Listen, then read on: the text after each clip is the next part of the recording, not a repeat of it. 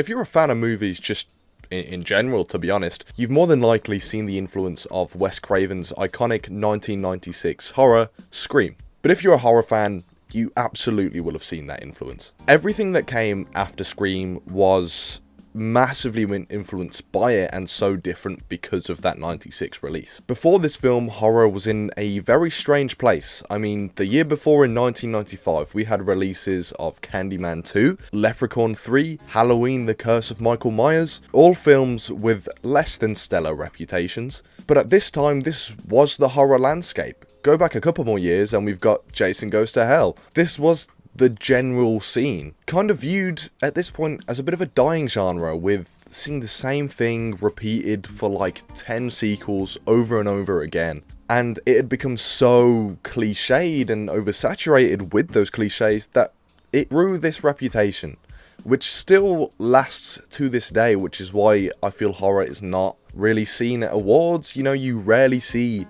horror talked about massively, which is why this year, or the last 2 years, I've been thrilled. Five Nights at Freddy's, I didn't like it really, but you know, it did great, and that's awesome. Alien Romulus has absolutely smashed it, and deserved to, because it was a great movie. And I mean, horror is such a wide genre, so of course you do have things like Jurassic Park that came out in 93, but strictly horror I'm talking about, not horror adjacent. Every genre, not just a film, but all media, have key things that will change the impact of that medium and the direction it's going. It will just change the thought process behind it. And today I wanted to focus on horror, and of course there have been many films that have influenced the horror genre and changed the course of it and impacted future films massively. But I wanted to speak on one of the most famous cases, but we're going to cover a few. We'd seen horror be reinvented time and time again for a little bit. Jaws is a big one. I know we can watch Jaws today and not really find it scary, and it is, you know, it was the first summer blockbuster, but also it is kind of a horror film. You know, just on concept alone, a shark terrorizing a beach. But also we've got the likes of the original Texas Chainsaw Massacre in '74, and also films such as The Exorcist. We entered another new era of genre, but then in the later 70s we'd had things such as Halloween be released.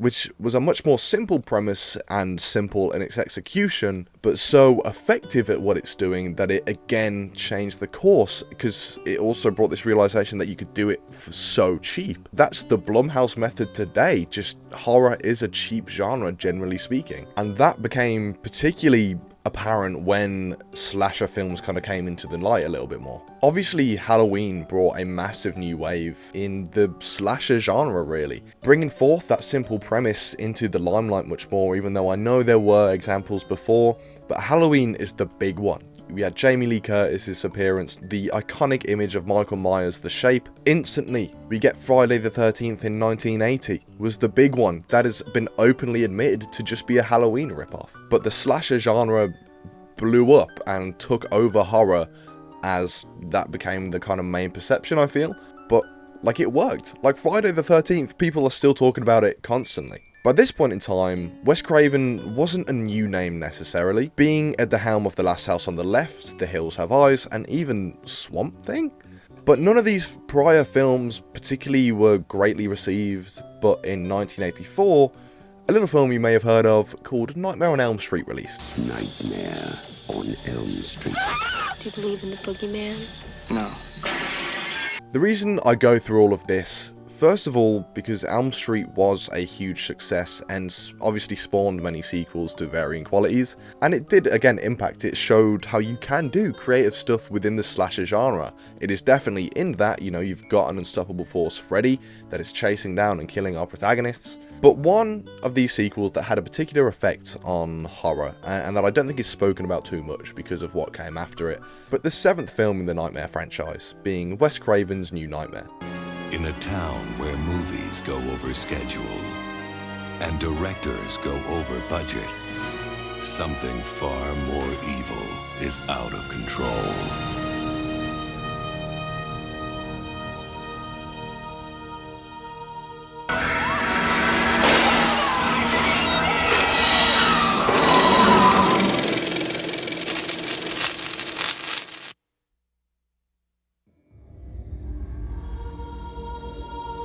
Wes Craven returned to direct, and it released in 1994, 2 years before Scream hit cinemas. This film feels as if it's Wes Craven testing the waters of a more self-aware meta approach to a slasher movie, with Heather Langenkamp and Robert Englund playing fictional versions of themselves who have made the Nightmare franchise. Freddy is a household name within the film that fans love. Robert Englund is playing Robert Englund, showing up in Freddy makeup for like events and stuff. It is a successful franchise within this movie. It is a fictional version of our reality. The actual threat of the movie comes from an entity in the real world that just happens to take the form of Freddy Krueger, the figure that gave so many children nightmares. Of course, still played by Robert Englund, despite not technically being Freddy because Freddy doesn't exist in this film's world. He's a fictional character written by Wes Craven, who also appears in the film himself. So this film takes place in a world much closer to our own, obviously allowing it to use intertextuality within its own franchise, using the success of the Nightmare series as a foundation to build itself. At the time, it obviously took the franchise in a drastically different direction to where it was, having been kind of slammed and slowly losing more money with each entry, but it was exactly what was needed and did release to positive reviews. However, it was the poorest performing film of the franchise, on a budget of 8 million, earning 19.8 million, to compare it to even the movie right before, which made about 35 million, at least in the US and Canada, and that being a considerably worse film considered by fans and critics. The original Nightmare on Elm Street made 57 million, which gives you a real idea of where the franchise had fallen to by this 7th entry. For me, New Nightmare is pretty underrated, even though it is flawed, but it's a good ass movie, and I do think fans generally agree with that. Whilst I can't actually find anything from anyone saying that Scream and New Nightmare are specifically linked, being both from Craven and being 2 years apart, I very much see that film as a prelude to Scream. The big differences being the fact that New Nightmare was a part of a long-living franchise and didn't have the success or impact, whereas Scream was a new original flick and took film by storm. Everybody's a suspect! The state of the horror genre at this time is completely acknowledged and used throughout Scream, and being the first of what would become a franchise itself allows it to not be held back, whereas New Nightmare, even though it's not technically canon of course because it doesn't take place in the same reality, it's still attached to those movies and built on those movies. And because New Nightmare had that attachments, it was kind of impossible to go full Scream, whereas Scream has the entire genre in its hand, and that's the point of Scream, as you know. Knowing how the audience views the genre and knowing how people kind of considered it to have become formulaic and stale, horror's never been viewed in high regard. As I say, why it's often ignored at the Oscars and other awards, it's so often seen as below the bar, which just factually isn't true. I think Scream is one of those films that people could really insert themselves in due to the meta sense of it. It really reinvigorated the genre, seeing what you can really do with it. It is ironic that the series has kind of become what it swore to destroy, especially with the state of this 7th installment and how much of a shambles that seems to be. But the effects of that first film can still be felt in everything. With loads of films that were just trying to do Scream, such as Urban Legend, I Know What You Did Last Summer, Halloween H2O, and Bride of Chucky, all coming literally right off the back of Scream. You can see Hollywood wanting to now make this the formula, seeing the success of Scream, and all of these were to varying degrees of success, and lots of fans have different opinions on all of these different titles, and whether it was a straight up rip-off or trying to adapt to this new Scream era, there was just a lot of both. It's so interesting to look back and see. It also became a bit of a get out of jail free card though, at least that's what studio heads seem to think, feeling that they can get away with things by acknowledging what it's doing, which is something that kind of Deadpool struggles with, especially the latest one. But just because you acknowledge something in a meta sense doesn't stop you from actually doing it, and that's why the first film works perfectly. Yes, it's playing on a lot of the tropes, but it's also created a world and characters and a plot that we are actually invested in within the film, as well as having everything on top of that. The biggest impact what wasn't horror, of course, but it was everywhere. Joss Whedon's whole style of dialogue feels directly inspired by it. The more light-hearted tones and constant references to other media in his work, and speaking of, The Cabin in the Woods is a perfect example. It has a very similar tone to Scream in the sense of it's quite comedic, and it's Whedon's usual style of writing, and uses every cliche that you can think of, so much so, you can actually watch The Cabin in the Woods as an explanation to why every horror movie that's ever happened exists, and I think that's really fun. It's just a shame he's a bit of a dick. It can all be linked to postmodernism, breaking what is the modern and the formulaic, and Scream did that in a big way. It's the variety and range of artists and art, sometimes evaluating and looking at arts through the art itself. Exactly what Scream is doing with the horror genre also leads me to its intertextuality, using media that came before to create its own commentary.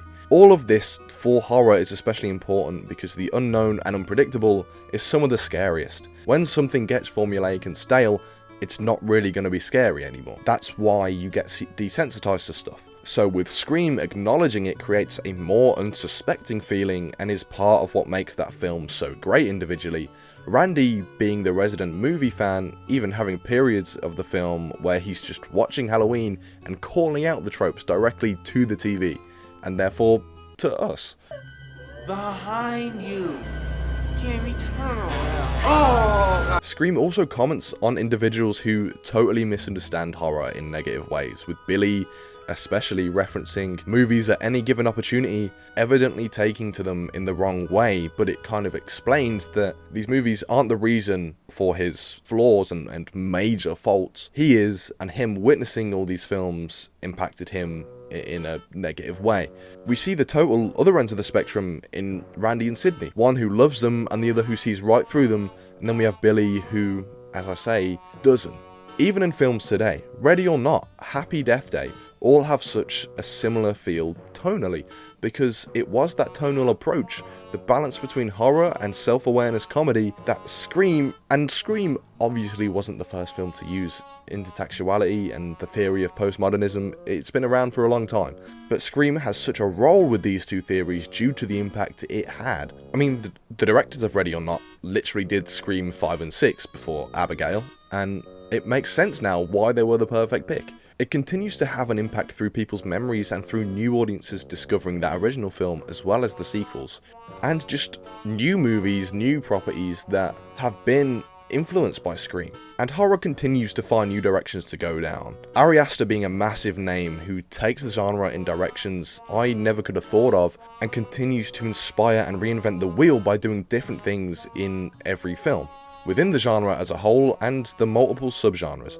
A film from a director who's now had multiple massive impacts on the horror genre. There are countless different cases of something coming out that massively changes the course of the medium or the media, not just movies and not just horror. But Scream truly paved a way for horror to become what it is today, and it's such an important film, and that's why I wanted to celebrate it this Halloween.